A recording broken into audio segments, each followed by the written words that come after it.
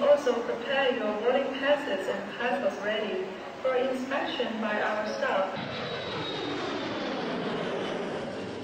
I mean, study abroad is just such a unique experience. Like, you get the chance to get out there and really explore while taking classes as well. Like, you learn so much from just your being abroad along with your classes. So I don't really know that it can compare to anything. There's nothing that compares to study abroad. It was just throwing yourself in a completely new environment with new people that have, like, their whole culture is different, and it was just amazing in a different way to just give you like a second view on the world.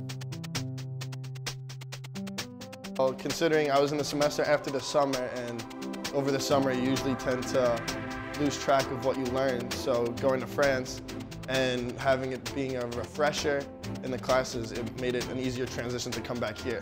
Their school system is set up very differently than ours, so my final of that class was 80% of my grade, and I had 2 labs during the semester which were each 10%, so there was no homework, there was no feedback throughout the semester. It was kind of, it's on you to know the material, it's on you to learn it on your own. I got the opportunity to really force myself to sit down and learn all the material for one test there. So studying here, I think, is easier now. When you go to a different country, you kind of know how their business works over there. It's different from how the United States businesses work over here. So you kind of get to know how things function over there, how people are, how they market things to people there. So it's different. So if you ever want to go to a different country or open a business in a different country, you have to know how the people are there, what sells to them. Well, one of the biggest things I took away from this is everybody has cultural stereotypes that they know aren't true about other cultures, but they don't have information to fill in those gaps.